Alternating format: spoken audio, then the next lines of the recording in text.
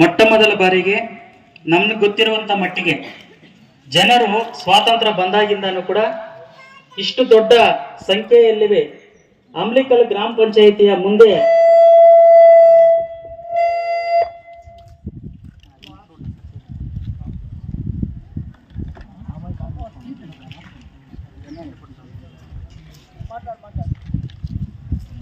Umbilical ಗ್ರಾಮ ಪಂಚಾಯಿತಿ ಮುಂದೆ ನಮ್ಮ ಸಮಸ್ಯೆಗಳನ್ನ ಬಗೆಹರಿಸಬೇಕು ಅಂತ ಇಷ್ಟು ದೊಡ್ಡ ಮಟ್ಟದಲ್ಲಿ ಜನರು ಸೇರಿ ಪ್ರತಿಭಟನೆ ಮಾಡ್ತಾರೆ. ಇದು ಫಸ್ಟ್ ಟೈಮ್ ಅಂತ ಅನ್ಸುತ್ತೆ.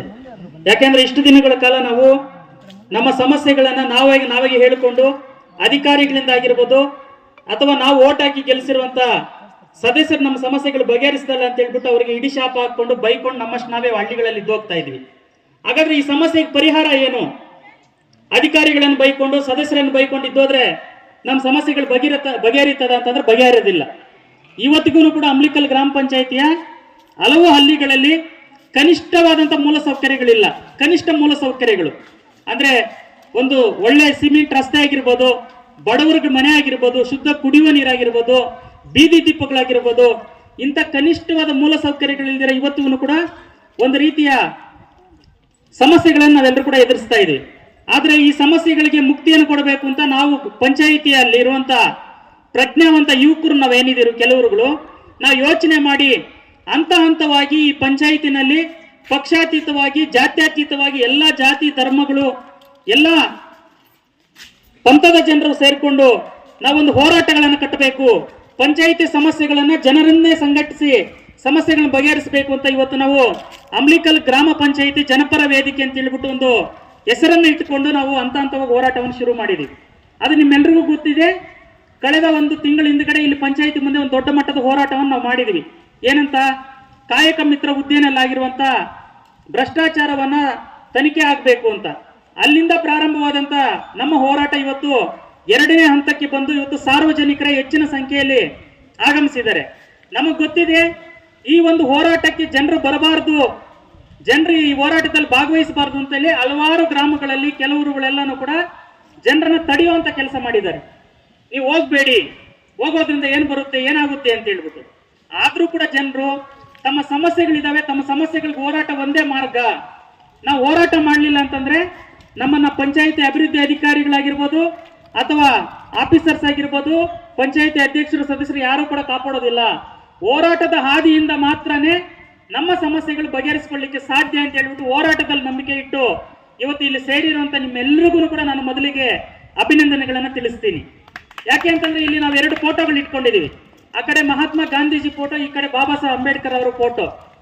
ಈ ದೇಶಕ್ಕೆ ಸ್ವಾತಂತ್ರ್ಯ ಬಂದು 75 ವರ್ಷಗಳಾದ್ರೂ ಕೂಡ ಇವತ್ತು ಕೂಡ ಕನಿಷ್ಠ ಮೂಲ ಸೌಕರ್ಯಗಳಿಗಾಗಿ ಒಂದು ಸೈಟ್ಗೋಸ್ಕರ, ಒಂದು ಮನೆಗೋಸ್ಕರ, ಒಂದು ಕುಡಿಯುವ ನೀರಿಗೋಸ್ಕರ, ಒಂದು ಚರಂಡಿಗೋಸ್ಕರ, ಒಂದು ಬೀದಿ ದೀಪಕ್ಕೋಸ್ಕರ ಇವತ್ತು ನಾವು ಹೋರಾಟ ಮಾಡ್ತಾ ಇದೀವಿ ಅಂತಂದ್ರೆ ಅದರ ಅರ್ಥ ಏನಂದ್ರೆ ಇವತ್ತು ಈ ಜಡ್ಡುಗಟ್ಟಿರುವಂತ ಒಂದು ಭ್ರಷ್ಟ ವ್ಯವಸ್ಥೆ ಇದು. ಈ ಭ್ರಷ್ಟ ವ್ಯವಸ್ಥೆನಲ್ಲಿ ನಾವು ಯಾರೆಲ್ಲ ಮೇಲೆ ನಂಬಿಕೆಗಳನ್ನ ಇಟ್ಕೊಂಡು ಜನಪ್ರತಿನಿಧಿ ಆಯ್ಕೆ ಮಾಡಿದೀವಿ ಅದು 5 ವರ್ಷಗಳಿಂದ ಅವರು ಅಭಿವೃದ್ಧಿಯನ್ನು ಮರ್ತೋಗಿದ್ದಾರೆ. ನಿಮ್ಮೆಲ್ರಿಗೂ ಕೂಡ ಗೊತ್ತಿದೆ. ಇನ್ನೊಂದು 10 ತಿಂಗಳಾದ್ಮೇಲೆ ಗ್ರಾಮ ಪಂಚಾಯಿತಿಯ ಮತ್ತೊಂದು ಎಲೆಕ್ಷನ್ ಬರ್ತಾ ಇದೆ. ಆದ್ರೂ ಕೂಡ ಕಳೆದ 5 ವರ್ಷಗಳಲ್ಲಿ ಅಂಬ್ಲಿಕಲ್ ಗ್ರಾಮ ಪಂಚಾಯಿತಿಯಲ್ಲಿ ಗ್ರಾಮ ಪಂಚಾಯಿತಿಯ ನಿಯಮಗಳೇನಿದಾವೆ ಆ ನಿಯಮಗಳ ಪ್ರಕಾರವಾಗಿ ಗ್ರಾಮ ಸಭೆಗಳು ನಿಗದಿತ ಸಮಯಕ್ಕೆ ನಡೆದಿಲ್ಲ. ಬರೀ ಅವರ ಮನಸ್ಸೋ ಇಚ್ಛೆ ಯಾವಾಗ ಬೇಕೋ ಅವಾಗ ಗ್ರಾಮ ಸಭೆ ಮಾಡುವಂಥದ್ದು. ಈಗ ಇಲ್ಲಿ ಪಂಚಾಯಿತಿ ಅಭಿವೃದ್ಧಿ ಅಧಿಕಾರಿಗಳು PDO ಹೊಸದಾಗಿ ಬಂದಿದ್ದಾರೆ. ನಾನು ಮೊನ್ನೆ ಅವ್ರಿಗೆ ಫೋನ್ ಮಾಡಿ ಕೇಳಿದೆ, ಗ್ರಾಮ ಸಭೆಗಳು ನಡೆಸಿದ್ರೆ ಹೆಂಗೆ ಗ್ರಾಮ ಸಭೆ ನಡೆಸ್ತಾರೆ? ಪಂಚಾಯಿತಿಯ ನಿಯಮಗಳ ಪ್ರಕಾರವಾಗಿ ಕನಿಷ್ಠ ಇಂಥ ದಿನ, ಈಗ ನಮ್ಮ ಪಂಚಾಯಿತಿನಲ್ಲಿ ಸುಮಾರು 19 ಮೆಂಬರ್ಗಳು ಬರ್ತಾರೆ, 21 ಹಳ್ಳಿಗಳು ಬರ್ತವೆ. ಆ ಎಲ್ಲ ಗ್ರಾಮಗಳಲ್ಲಿ ಕೂಡ ಮೊದಲೇ ಒಂದು 4-5 ದಿವಸಗಳ ಮುಂಚಿತವಾಗಿ ಪಾಂಪ್ಲೆಟ್ ಹಾಕ್ಬೇಕು. ಏನಂತ? ಈ ದಿನಾಂಕದಂದು ನಾವು ಗ್ರಾಮ ಸಭೆ ಮಾಡ್ತಾ ಇದೀವಿ, ನಿಮ್ಗೆ ಏನಾದ್ರೂ ಅರ್ಜಿಗಳಿದ್ರೆ ಸಾರ್ವಜನಿಕರು ಕೊಡಿ, ನಿಮ್ಮ ಸಮಸ್ಯೆಗಳಿದ್ರೆ ಅರ್ಜಿ ಕೊಡಿ ಅಂತ. ಆದ್ರೆ ಇಲ್ಲಿರುವಂತ ಪಂಚಾಯಿತಿ ಅಭಿವೃದ್ಧಿ ಅಧಿಕಾರಿಗಳಾಗಿರ್ಬೋದು, ಗ್ರಾಮ ಪಂಚಾಯತ್ ಅಧ್ಯಕ್ಷರು ಸದಸ್ಯರು ಎಲ್ಲರನ್ನೂ ಸೇರಿಕೊಂಡು ಈ ವಿಧಾನವನ್ನ ಅನುಸರಿಸೋದ್ರಲ್ಲಿ ಅಟರ್ ಫ್ಲಾಪ್ ಆಗಿದ್ದಾರೆ.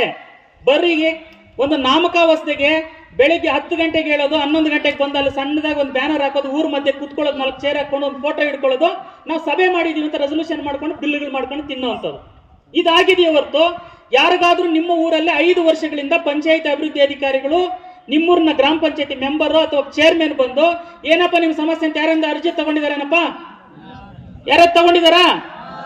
ನಿಮ್ಮ ಸಮಸ್ಯೆ ಏನು ಅಂತ ಕೇಳಿದಾರಾ? ಇಲ್ಲ, ಕೇಳಿಲ್ಲ. ಹೋಗ್ಲಿ, ಅವರಂತೂ ಬಂದು ಕೇಳ್ತಾ ಇಲ್ಲ, ಜನರ ಸಮಸ್ಯೆಗೆ ಈಡೇರಿಸ್ತಾ ಇಲ್ಲ ಅಂತ ಹೇಳ್ಬಿಟ್ಟು ಎಷ್ಟೋ ಜನರು ಇಲ್ಲಿ ಕೂತಿರೋಂಥವ್ರು, ಸರ್ ನಮ್ಮ ಮನೆ ಬೇಕು, ದನದ ಕೊಟ್ಟಿಗೆ ಬೇಕು, ನಮ್ಮ ಮನೆ ಮುಂದೆ ಬೀದಿ ದೀಪ ಇಲ್ಲ, ನಮಗೆ ಸೈಟ್ ಇಲ್ಲ, ಈ ಸುತ್ತಿಲ್ಲ ಅಂತ ಹೇಳ್ಬಿಟ್ಟು ಪಂಚಾಯತಿಗೆ ಬಂದ್ರೆ ಇಲ್ಲೇನಾದ್ರೂ ಹೋಗ್ಲಿ ಪಂಚಾಯತಿನಲ್ಲಿ ಸಮಸ್ಯೆಗಳು ಬಗೆಹರಿಸ್ತಾ ಇದಾರೆ ಅಂತಂದ್ರೆ ಬಗೆಹರಿಸ್ತಾ ಇದಾರಪ್ಪ? ಅಲ್ಲ, ನಾನು ಹೇಳೋಂಥದ್ದಲ್ಲ, ನೀವ್ ಹೇಳಿ. ಇಲ್ಲಿ ಬಂದ್ರೆ ಯಾರಿಗೂ ಕೂಡ ಇಲ್ಲಿ ಸ್ಪಂದನೆ ಇಲ್ಲ, ಅಂದ್ರೆ ಯಾರಿಗೂ ಸ್ಪಂದಿಸ್ತಾ ಇಲ್ಲ. ಇಲ್ಲಿ ಏನಂತಂದ್ರೆ ಏನಾದ್ರು ಒಂದು ಕೆಲಸ ಆಗ್ಬೇಕು ಅಂದ್ರೆ ಅವ್ರಿಗೆ ಯಾವ್ದಾದ್ರು ಪ್ರಭಾವ ಇರಬೇಕು, ಇಲ್ಲ ದುಡ್ಡು ಇರಬೇಕು, ಇಲ್ಲ ಅಂತಂದ್ರೆ ದೊಡ್ಡ ಲೀಡರ್ ಇರಬೇಕು. ಸಾಮಾನ್ಯ ಜನರು ಬಂದು ನನಗೆ ಮನೆ ಇಲ್ಲ, ನನ್ಗೆ ಇನ್ನೇನೋ ಸಮಸ್ಯೆ ಇದೆ ಅಂತಂದ್ರೆ ಯಾವ ಸಮಸ್ಯೆಗಳನ್ನು ಇವ್ರು ಬಗೆಹರಿಸೋ ಕೆಲಸ ಮಾಡ್ತಾ ಇಲ್ಲ. ಅವ್ರ ಮೇಲೆ ಇವರು, ಇವ್ರ ಮೇಲೆ ಅವರು.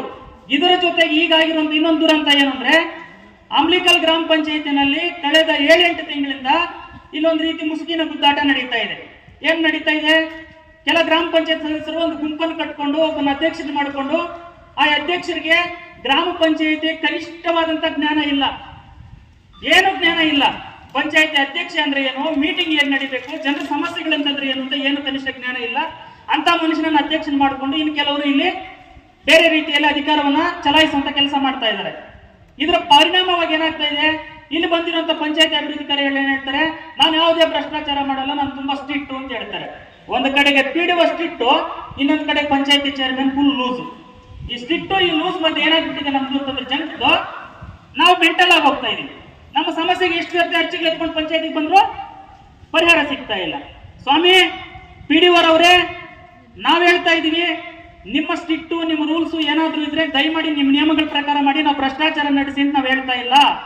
ನೀವ್ ಯಾರೋ ನಿಮ್ಗೆ కళ్ళ తరದಲ್ಲಿ ಬಂದು దొంగ పిల్లలు చేయాలా, అది చేయాలి, ఇది చేయాలంటే వాళ్ళకి నువ్వు చేయొద్దు. కానీ మాకు ఇల్లు కావాలా, మాకు సైట్ కావాలా, మాకు అది కావాలా, ఇది కావాలని గ్రామాలు నీకు అర్జీలు ఎత్తుకుని వచ్చిన ప్రజల సమస్యను బగేరించప్ప. నీకేం సమస్య అయింది? నీ కానూను ప్రకారం, నీ నియమాల ప్రకారము నీకు చేసేది, నీ పవర్ ఇచ్చిన సంవిధానం నీకు అందుకే ఆ సీట్ ఇచ్చిండేది, అందుకోసమే నీకు అడుగుగా అధికారం ఇచ్చిండేది. దాని శేషకి ఏమైనా నీకేమైనా కానూను అడ్డుముందే అని మేము అడుగుతాం. అడ్డుముందే లేదు.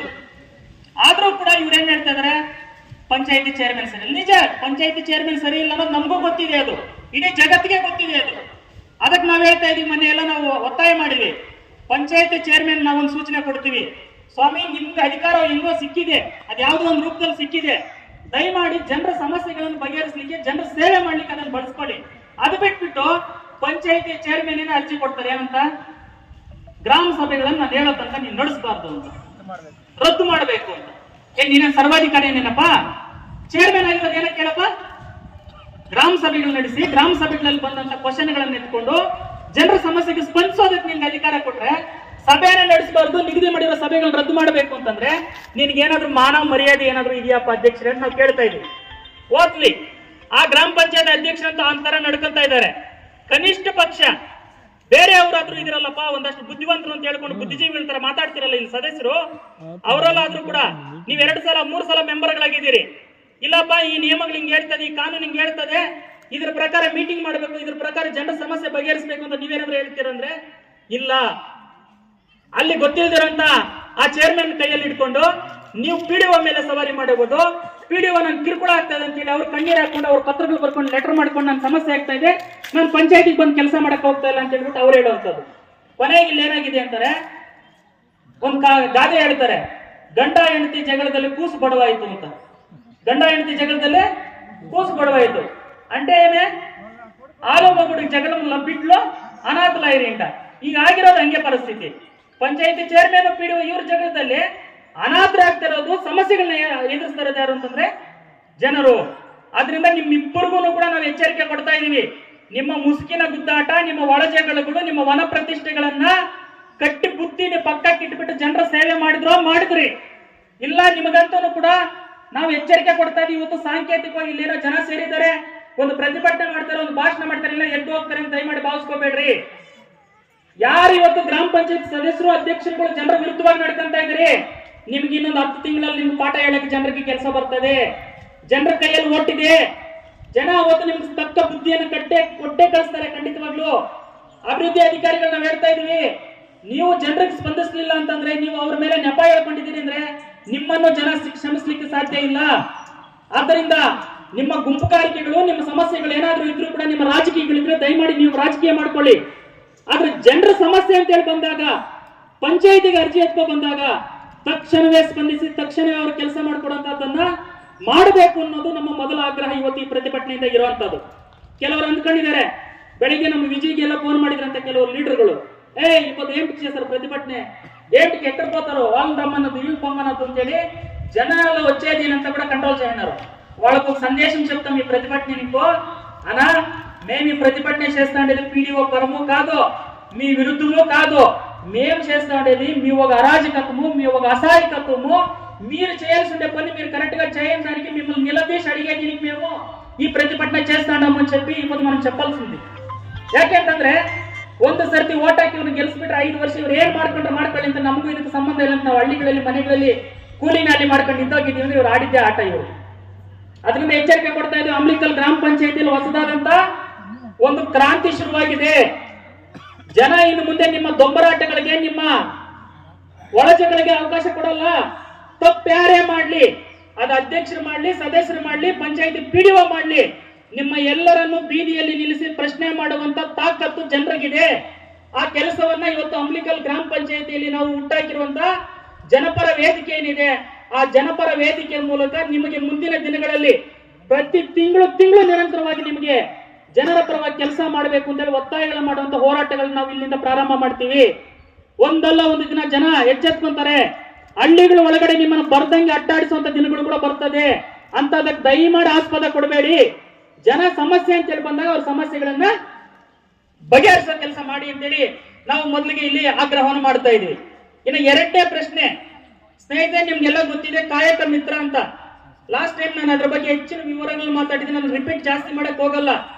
ಕಾಯಕ ಮಿತ್ರ ಹುದ್ದೆಗೆ ನೇಮಕಾತಿ ಮಾಡೋದ್ರಲ್ಲಿ ಈ ಮುಳಬಾಗಿಲಿನ ಇಒ ಆಗಿರುವಂತಹ ಸರ್ವೇಶ್ ರವರು ತಮ್ಮ ಅಧಿಕಾರವನ್ನ ದುರ್ಬಳಕೆ ಮಾಡಿಕೊಂಡು ಕರ್ತವ್ಯ ಲೋಪವನ್ನ ಮಾಡಿದ್ದಾರೆ. ಅದರಲ್ಲಿ ಏನಂತ, ಪಂಚಾಯಿತಿ ಪಿಡಿಒ ಇಂದ ಬರುವಂತ ಅರ್ಜಿಯನ್ನು ಮಾತ್ರ ತಗೋಬೇಕು ಅಂದ್ರೆ ಪಂಚಾಯಿತಿಗೆ ಬಂದಿರೋದು 3 ಅರ್ಜಿ ಹಾಕಿರೋರು ಇಲ್ಲಿ ಬಂದಿದ್ದಾರೆ ಇವತ್ತು ಪ್ರತಿಭಟನೆಗೆ ಹೆಣ್ಮಕ್ಳು. ಅವ್ರಿಗೆ ಹುದ್ದೆಯನ್ನು ಕೊಡಿದ್ರೆ ನಮ್ಮ ಪಂಚಾಯಿತಿನ ಅಲ್ದಿರಂತ ಇನ್ನೊಬ್ಬರಿಗೆ ನೇರವಾಗಿ ಅಲ್ಲಿಂದ ಅರ್ಜಿ ತಗೊಂಡು ಸಿಇಒ ಕಳಿಸಿ ಅಪ್ರೂವಲ್ ಮಾಡಿ ಕಳಿಸಿದ್ದಾರೆ. ನಾವು ಹೋರಾಟ ಮಾಡಿದ ಮೇಲೆ ಅದನ್ನು ರದ್ದು ಮಾಡಿದ್ರಿ ಅಂತ ಹೇಳ್ತಾರೆ. ರದ್ದು ಮಾಡಿದ್ರೆ ನಮ್ಗೆ ಅಷ್ಟು ಸಾಕಾಗಲ್ಲ ಸ್ವಾಮಿ. ಇದರಲ್ಲಿ ಯಾರ್ಯಾರು ಇನ್ವಾಲ್ವ್ಮೆಂಟ್ ಇದೆ ಇದು ತನಿಖೆ ಆಗ್ಬೇಕು, ತಪ್ಪಿತಸ್ಥರ ಶಿಕ್ಷೆ ಆಗ್ಬೇಕು. ತಪ್ಪೈನ ನಾಯಿನ ತಪ್ಪೈ ಪೈಂದಿ ಇಸ್ಪೇಟೆ ಸಹಿತನಪ್ಪ, అదే ఎవరైనా సామాన్య జనాలు తప్పు చేసి ఇచ్చిపెడేస్తారు మీరు? అంటే మీకు ఒక న్యాయమా ఇంకొకరికి ఒక న్యాయమా? అధికారం ఉంది అని చెప్పి మీరు ఏమైనా చేయిಸ್ತಾ? ಇದನ್ನು ಇವತ್ತು ನಾವು ಕ್ವಶನ್ ಮಾಡಬೇಕಾಗಿದೆ. ಆದ್ರಿಂದ ಆ ಕಾಯಕ ಮಿತ್ರ ಹುದ್ದೆಗೆ ಇವತ್ತು ನೀವು ರದ್ದು ಮಾಡಿದ್ರಲ್ಲ, ಅದನ್ನ ಅರ್ಜಿ ತಗೊಳ್ರಿ. ಹೊಸದಾಗಿ ಯಾರಿಗೆ ಅವಕಾಶ ಇದೆಯೋ ನಮ್ಮ ಪಂಚಾಯತಿಯವರಿಗೆ ಸಿಗ್ಲಿ, ಯಾರಾದ್ರೂ ಬಡವ್ರ ಮಕ್ಕಳಿಗೆ ಸಿಗ್ಲಿ. ಯಾರೋ ಇರುವಂತವ್ರು ದುಡ್ಡು ಕೊಟ್ಟು ನಿಮ್ಮಿಂದ ಹುದ್ದೆ ತಗೊಂಡು ಹೋಗ್ತಾರೆ ಅಂತವ್ರು ಕೊಡಬಾರದು ಅನ್ನೋದು ನಮ್ಮ ಆಗ್ರಹ ಇದೆ. ಇನ್ನ 3ನೇ ಪ್ರಶ್ನೆ ಇರೋದು, ಇವತ್ತು ಯುವ ಸರ್ವೇಶ್ವರ ಮೇಲೇನೆ ಈ ಆರೋಪ ಇರೋದು. ಯಾವ್ದ್ರ ಬಗ್ಗೆ? ಕಾಯಕ ಮಿತ್ರ ಬಗ್ಗೆ. ಅವರೇ తనిఖీ ಮಾಡ್తారంటే దొంగపై ఇంకొక దొంగను పట్టేది. దీని అర్థము వాడు నువ్వు దొంగతనం చేయడం నీ పైనే ఆరోపం ఉంది, మళ్ళీ నేనే దొంగలు పట్టిస్తాను ఉన్నాను అని చెప్పినట్లుంది కానూನು ఇది. ಸರ್ವೇಶ್ವರ ಅವರೇ ಕಳ್ಳ, ಇಲ್ಲಿ ಅವರೇ ಭ್ರಷ್ಟರು. ಅವರು ಒಂದು ತನಿಖಾ ಸಮಿತಿ ಮಾಡ್ತಾರಂತೆ, ಅವ್ರ ತಪ್ಪಿತಸ್ಥರ ವಿರುದ್ಧ ಮತ್ತೆ ಕಾನೂನು ವರದಿ ಆಗ್ತಾರಂತೆ. ಸ್ವಾಮಿ ಸರ್ವೇಶ್ವರ ಅವರೇ ನಿಮ್ಗೆ ಹೇಳ್ತಾ ಇದೀವಿ, ನಿಮ್ಮ ಈ ತರದ ಕಣ್ಣೊರೆಸಂತ ತಂತ್ರಗಳಿಗೆ ನಾವು ಯಾರು ಕೂಡ ಬಗ್ಗೋದಿಲ್ಲ. ನಿನ್ನ ವಿರುದ್ಧ ಆರೋಪ ಇರುವಂತದ್ದು ನಿನ್ನ ಕರ್ತವ್ಯ ಲೋಪ ಇರೋದು. ನೀನು ಈ ಒಂದು ಇಲಾಖೆಯವರೇ ಅಲ್ಲ, ನೀನ್ ಯಾವ್ದೋ ವೆಟರ್ನರಿಲಿ ಇರ್ಬೇಕಾದಂತವ್ರು ಬಂದು ಇವತ್ತು ತಾಲೂಕ್ ಪಂಚಾಯತಿಯಲ್ಲಿ ಕೂತ್ಕೊಂಡು ಲೂಟಿ ಮಾಡ್ತಾ ಇದಾರೆ ಪಂಚಾಯತಿಯನ್ನ, ಮತ್ತು ಎಸ್ಪೆಷಲಿ ಅಂಬ್ಲಿಕಲ್ ಪಂಚಾಯತಿಯನ್ನ ಮತ್ತು ತಾಲೂಕನ್ನ. ದಯಮಾಡಿ ನಾವು ಹೇಳ್ತಾ ಇದೀವಿ, ನೀವು ಈ ಲೂಟಿಗಳು ಮಾಡ್ಕೊಂಡು ಇರೋದಕ್ಕೆ ನೀವು ಇಒ ಆಗಿ ನಮ್ಗೆ ಇರಬೇಕಾದಂತ ಅಗತ್ಯ ಇಲ್ಲ. ನಿಮ್ಮ ಮಾತೃ ಇಲಾಖೆಗೆ ನೀವು ಹೋಗಿ ಫಸ್ಟ್. ಇಒ ಆಗಿ ನೀವು ಮುಂದುವರಿಲಿಕ್ಕೆ ನಾಲಾಯಕ್ಕು. ಯಾಕೆ ಅಂತಂದ್ರೆ ಕಳೆದ 5-6 ವರ್ಷಗಳಲ್ಲಿ ಪಂಚಾಯತಿಗಳಲ್ಲಿ ತಾಲೂಕಿನಲ್ಲಿ ಸಮಸ್ಯೆಗಳು ಎದುರಾಗ್ತಾ ಇದಾವೆ. ನಾವ್ ಹೇಳ್ತಾ ಇದೀವಿ, ಇವತ್ತು ಅಂಬ್ಲಿಕಲ್ ಪಂಚಾಯತಿಯಲ್ಲಿ ಮಾತ್ರ ಹೋರಾಟ ಮಾಡ್ತಿದೀವಿ ಅಂತ ಅನ್ಕೋಬೇಡಿ. ಮುಂದಿನ ದಿನಗಳಲ್ಲಿ ಮುಳಬಾಗಿಲು ತಾಲೂಕಿನ 30 ಗ್ರಾಮ ಪಂಚಾಯತಿಗಳಲ್ಲಿ ಕೂಡ ಈ ಹೋರಾಟವನ್ನು, ಅಂಬ್ಲಿಕಲ್ ಜನರು ನಡೆಸಿರೋ ಹೋರಾಟವನ್ನು ನೋಡಿ ಅವ್ರವ್ರ ಪಂಚಾಯತಿಯಲ್ಲಿ ಅವರು ಕೂಡ ಹೋರಾಟ ಮಾಡೋ ದಿನಗಳು ಬಂದೇ ಬರ್ತವೆ. ಆದ್ರಿಂದ ಈ ಕಾಯಕ ಮಿತ್ರ ಹುದ್ದೆಗೆ ನಾವು ಹೇಳ್ತಾ ಇದೀವಿ, ಇಒ ಮೇಲೆ ಆರೋಪ ಬಂದಿದ್ದು ಇಒ ಅವರಿಗೆ ನಾವು ಮೆಮೊರಾಂಡಮ್ ಕೊಟ್ಟರೆ ಆಗಲ್ಲ, ಅದಕ್ಕೆ ಸಿಇಒ ಅವರನ್ನು ನಾವು ಮನವಿ ಹತ್ರ ಕೊಡ್ತಾ ಇದೀವಿ. ಈ ಕಾಯಕ ಮಿತ್ರ ಹುದ್ದೆಯನ್ನು ಹೇಳಿದಂತ ಇದನ್ನ ಇಲಾಖಾ ತನಿಖೆ ನಡೆಸಬೇಕು, ಅವರಿಗೆ ಶಿಕ್ಷೆ ಆಗ್ಬೇಕು ಅಂತ ಹೇಳ್ಬಿಟ್ಟು ನಾವು ಆಗ್ರಹವನ್ನ ಈ ಮೂಲಕ ನಾವು ಇವತ್ತು ಮಾಡ್ತಾ ಇದೀವಿ.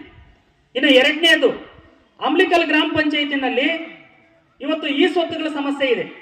ಈ ಸ್ವತ್ತುಗಳನ್ನ ಯಾವುದೇ ಕಾರಣಕ್ಕೂ ಕೂಡ ಮಾಡಿಕೊಡುವಂತ ಪ್ರಶ್ನೆಗಳನ್ನ ಇವರು ಮಾಡ್ತಾ ಇಲ್ಲ. ಬಂದ್ರೆ ಇಲ್ಲಿ ಅದಕ್ಕೆಲ್ಲ ಅಧಿಕಾರಿಗಳು ದುಡ್ಡಿರೋರ್ಗೆ ಮಾಡ್ಕೊಡೋದು, ಇನ್ನು ಕೆಲವರಿಗೆ ಬಡವರಿಗೆ ಎಲ್ಲ ದಾಖಲೆಗಳಿದ್ರು ಕೂಡ ಬೇಕಾಗಿನೇ ಡಿಲೇ ಮಾಡುವಂತ ಕೆಲಸಗಳನ್ನೆಲ್ಲ ಕೂಡ ಮಾಡ್ತಾ ಇದ್ದಾರೆ. ಆದ್ರಿಂದ ಇದನ್ನೆಲ್ಲ ಕೂಡ ಕೈ ಬಿಡಬೇಕು ಅನ್ನುವಂಥದ್ದನ್ನ ನಾವು ಈ ಮೂಲಕ ಆಗ್ರಹವನ್ನು ಮಾಡ್ತಾ ಇದೀವಿ. ನರೇಗಾ ಯೋಜನೆಯಲ್ಲಿ ಏನೇನು ನಡೆದಿದೆ ನಮಗೂ ಗೊತ್ತಿದೆ. 3-4 ವರ್ಷಗಳಲ್ಲಿ ಒಂದೇ ಬಿಲ್ಲು, ರಾಮನ್ ಇಂಟಿನಿಂದ ಭೀಮನ್ ಇಂಟಿವರೆಗೂ ರೋಡ್ಡು, ಮನೆಗೆ ಭೀಮನ್ ಇಂಟಿನಿಂದ Raman ಇಂಟಿವರೆಗೂ road, ಆಡೋಗ್ board ಈಡೋಗ್ board 2 bill ಒಗೆ ಪನಿ ಒಂದೇ ರಸ್ತೆ ರೋಡ್ ಮಾಡೋದು. దాని పైన ముందు సలేదు 6 నెలలకి మళ్ళీ ఇంకొక బిల్లు చేసుకుని తినండి ఇట్లా బంతా మాకు తెలిసిండే. మీరు పంచాయతీ మెంబర్లు అయ్యేది కాంట్రాక్టులు పని చేసే కాదు. పంచాయతీ మెంబర్లు అయ్యేది దేనికోసం మీరు కానూను ప్రకారం జనాలకు ఏమైనా చేయాల అని. కానీ ఏం చేసినారు? ఏమీ చేయండిలా. ಈಗ ನಮ್ಮ ಪೂಜಾರಹಳ್ಳಿಯಿಂದ ಬಂದಿದ್ದಾರೆ ಇಲ್ಲಿ ಕೆಲವರು, వెంకటరమణ ಅಂತ ಹೇಳ್ಬಿಟ್ಟು వాళ్ళు ఇల్లు పడిపోయిందప్ప. వానికి మన ఇల్లు పడిపోయి వాళ్ళకంత సమస్యలు అయింది. ఆయప్పని ఒక 2 ఇండ్లు అని చెప్పి పూజారి పలికి వస్తే ఇప్పుడు నీ పంచాయతీ చైర్మన్ ఏం చెప్పినాడా, నేను చైర్మన్ అయ్యి మా ఊరికి ఒక ఇల్లు కూడా తీసుకోకుంటే బాగుంటుంది, నేనేమో వాటిని ఇచ్చేస్తాను, పూజారి పలికి వచ్చిండే వాళ్ళు ఇల్లు మాకు ఇచ్చేయండి అని చెప్పేసి వాళ్ళకి వచ్చిండే ఇల్లు ఆయప్ప తీసుకోపోతున్నాడు. ఇది న్యాయమా? న్యాయమేమప్ప ఇదే? ఎవరికి ఇల్లు లేదో ఆయన ఇల్లు పడిపోయి ఆయన ఇప్పుడు ప్రపంచంలో ఉంటే ఆయనకి ఇచ్చే ఇల్లునే ఇప్పుడు మెంబర్ చైర్మన్ అయినాడు అని చెప్పేసి ఇల్లు తీసుకోపోతాడు అంటే ಇದು ಏನರ್ಥ? ಇದೆಲ್ಲ ಎಲ್ಲ ಡಿಸ್ಕಷನ್ ಆಗಬೇಕು. ಅಧಿಕಾರ ಇದೆ ಅಂತೇಳಿ ಏನ್ ಮಾಡಿದ್ರು ನಡೆಯೋದಿಲ್ಲ. ಅದಕ್ಕೆ ನಾವೇಳೋದೇನಂದ್ರೆ ಇಲ್ಲಿ ಸುಪೀರಿಯರ್ಗಳು ನೀವು ಯಾರು ಅಲ್ಲ, ಚೇರ್ಮನ್ ಸುಪೀರಿಯರು, ಮೆಂಬರ್ ಸುಪೀರಿಯರ್ಗಳಲ್ಲ ಸ್ವಾಮಿ, ಜನರು ಇಲ್ಲಿ ಸುಪೀರಿಯರ್. ಜನರಿಗೆ ಪವರ್ ಇರೋದು, ಜನರಿಗೆ ಏನ್ ಬೇಕು, ಯಾವ ಜನರಿಗೆ ಏನು ಸೌಲಭ್ಯ ಬೇಕು ಅಂದ್ರೆ ನೀವು ಫಸ್ಟ್ ಮಾಡಿ. ಅದನ್ನು ಬಿಟ್ಬಿಟ್ಟು ನಿಮ್ಮ ಮನಸ್ಸೋ ಇಚ್ಛೆ ನೀವು ಅನುದಾನಗಳನ್ನು ಬಿಡುಗಡೆ ಮಾಡ್ಕೊಂತೀರಿ. ಈಗ ಇಲ್ಲಿ ಕಿತ್ತಾಟ ನಡೀತಿರೋದು ಏನು ಗೊತ್ತಾ? ನಮ್ಮ ಅಂಬ್ಲಿಕಲ್ ಪಂಚಾಯತಿನಲ್ಲಿ PDO ಮತ್ತು ಚೇರ್ಮನ್ ಮತ್ತು ಮೆಂಬರ್ಗಳ ನಡುವೆ ಕಿತ್ತಾಟ ನಡೀತಿರೋ ಜನರಿಗೋಸ್ಕರ ಅಲ್ಲ, ಬದಲಿಗೆ ಏನು ಬಂದ್ರೆ ಯಾವ್ದು ಅನುದಾನ ಬಂದಿದೆ ಅದ್ರಲ್ಲಿ ನಾವೆಲ್ಲರೂ ಸೇರ್ಕೊಂಡು ದೊಂಗಲು ಸೇರ್ಕೊಂಡು ಊರು ಪಂಚ್ಕೊಂಡಾము ಅಂತ. ದೊಂಗಲು ಸೇರಿ ಊರು ಪಂಚ್ಕೊಂಡಾము. ಈ ದೊಂಗಲಂತ ಸೇರ್ಕೊಂಡು ಊರು ಪಂಚ್ಕೊಂಡೆ దీనికోసం ఏమి ఇప్పుడు అంటే ಅವರವರಲ್ಲಿ ಇದಕ್ಕೋಸ್ಕರ ಕಿತ್ತಾಟ. ಈ ಕಿತ್ತಾಟ ಮಾಡಿಕೊಂಡು ದುಡ್ಡು ಮಾಡ್ಕೊಳ್ಳಿಕ್ಕೆ ಇನ್ನೊಂದು ಕಾಮಗಾರಿಗೆ ಅವ್ರು ಸ್ಪಂದಿಸ್ತಾರೆ ಇವ್ರು ಸ್ಪಂದಿಸ್ತಾರೆ ಅಂತ ಇವ್ರಿಗೆ ನಡೆದಿಲ್ಲ. ಇವ್ರ ಒಳಗಡೆ ಎಲ್ಲ ಸೆಟಲ್ಮೆಂಟ್ ನಡೆದಿರೋದು ಇವ್ರು ಈಗ ಬೀದಿಗೆ ಬಂದು ಆಡ್ತಾ ಇದ್ದಾರೆ. ಅವ್ರ ಮೇಲೆ ಇವ್ರ ಮೇಲೆ ಅವ್ರ ಕೆಸರಾಚಾಟ. ಇದನ್ನೆಲ್ಲ ನೋಡ್ಕೊಂಡು ನಾವು ಸುಮ್ಮನೆ ಇರ್ತೀವಿ ಅಂತ ಅಂದ್ಕೊಂಡಿದ್ರೆ ನೀವು, ಇದು ಎಚ್ಚರಿಕೆ ಕೊಡ್ತಾ ಇದೀವಿ. ಇದು ನಿಮ್ಮ ಮೊದಲ ಹೆಜ್ಜೆ. ಈ ಸಮಸ್ಯೆಗಳನ್ನು ನೀವು ಇಲ್ಲಿಗೆ ಬಗೆಹರಿಸಲಿಲ್ಲ ಅಂತಂದ್ರೆ ನಾವು ಬಿಡೋ ಪ್ರಶ್ನೆನೇ ಇಲ್ಲ. ಇನ್ನು ಪ್ರಮುಖವಾಗಿ ಇನ್ನೊಂದು ಸಮಸ್ಯೆ ಇದೆ ಅಣ್ಣ. ಅಂಬ್ಲಿಕಲ್ ಗ್ರಾಮ ಪಂಚಾಯತಿನಲ್ಲಿ ಹಳ್ಳಿಗಳ ಸಂಖ್ಯೆ ಬೆಳೀತಾ ಇದೆ. ಅವಿಭಕ್ತ ಕುಟುಂಬಗಳಿದ್ದದ್ದು ವಿಭಕ್ತ ಕುಟುಂಬಗಳಾಗ್ತಾ ಇದಾವೆ. ಜನರಿಗೆ ಮನೆ ಕಟ್ಕೊಳ್ಳಿಕ್ಕೆ ಸೈಟ್ಗಳಿಲ್ಲ ಎಷ್ಟೋ ಹಳ್ಳಿಗಳಲ್ಲಿ. ಆದ್ರೆ ಪಂಚಾಯತಿನಲ್ಲಿ ಒಂದು ಆಕ್ಟ್ ಇದೆ, ಏನಂತಂದ್ರೆ ಯಾವ್ದಾದ್ರೂ ಹಳ್ಳಿಗಳಲ್ಲಿ ಜನರಿಗೆ ಸೈಟ್ ಕೊಳ್ಳಿಕ್ಕೆ ಜಾಗ ಇಲ್ಲ ಅಂತಂದ್ರೆ ಗೌರ್ಮೆಂಟ್ ಜಾಗ ಎಲ್ಲಾದ್ರೂ ಇದ್ರೆ ಆ ಗೌರ್ಮೆಂಟ್ ಜಾಗದಲ್ಲಿ ಒಂದು ಗ್ರಾಮ ಪಂಚಾಯತ್ ತಗೊಂಡು ಸೈಟ್ಗಳನ್ನು ಹಂಚಿಕೆ ಮಾಡಿ ಜನರಿಗೆ ಕೊಡಬೇಕು ಅಂತ ಕಾನೂನು ಇದೆ. ನವಗ್ರಾಮಗಳ ರಚನೆ ಮಾಡಬೇಕು ಅಂತಿದೆ. ಇವತ್ತು ಪಂಚಾಯತಿನಲ್ಲಿ ನಿವೇಶನ ರಹಿತರ ಅರ್ಜಿಗಳನ್ನು ತಗೋಬೇಕು, ಸರ್ವೆ ಮಾಡಬೇಕು. ಯಾರಿಗೆ ಇವತ್ತು ಸೈಟ್ ಇಲ್ಲ ಬಡವರಿಗೆ, ಎಲ್ಲ ಬಡವರಿಗೂ ಸೈಟ್ ಕೊಡುವಂತ ಕೆಲಸ ಮಾಡಬೇಕು ಅಂತ ನಾವು ಜನಪರ ವೇದಿಕೆಯಿಂದ ಇವತ್ತು ಆಗ್ರಹವನ್ನು ಮಾಡ್ತಾ ಇದೀವಿ. ಇನ್ನು ಎರಡನೇದು, ಮನೆಗಳು ಮಂಜೂರಾಗಿ ಬರ್ತಾ ಇರೋದು ಪಂಚಾಯತಿಗೆ ತುಂಬಾ ಕಡಿಮೆ ಆಗ್ತಾ ಇದೆ. ಆದ್ರಿಂದ ಹೆಚ್ಚಿನ ಮನೆಗಳನ್ನು ನಮ್ಮ ಪಂಚಾಯತ್ ತರೋ ನಿಟ್ಟಿನಲ್ಲಿ ಇವರು ಕೆಲಸ ಮಾಡಬೇಕು.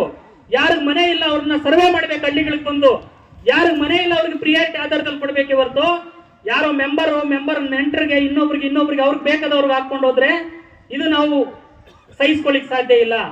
ಈ ಎಲ್ಲ ಸಮಸ್ಯೆಗಳನ್ನು ನೀವು ಬಗೆಹರಿಸಿದಂತ ಪಕ್ಷದಲ್ಲಿ ನಾವು ಮುಂದಿನ ದಿನಗಳಲ್ಲಿ ಹಂತವಾಗಿ ಹೋರಾಟಗಳನ್ನು ಕೈಗೊಳ್ಳಬೇಕಾಗ್ತದೆ ಅಂತ ಹೇಳ್ತಾ ಈ ಮೊದಲಿಗೆ ಈ ಸಾರ್ವಜನಿಕರ ಪ್ರತಿಭಟನೆಯನ್ನು ಕುರಿತು ಮಾತಾಡಲಿಕ್ಕೆ ಅವಕಾಶ ಮಾಡಿಕೊಂಡು ನಿಮ್ಮೆಲ್ಲರಿಗೂ ಒಂದಿಸಿ ನನ್ನ ಮಾತನ್ನು ಮುಗಿಸಿ ಧನ್ಯವಾದಗಳು.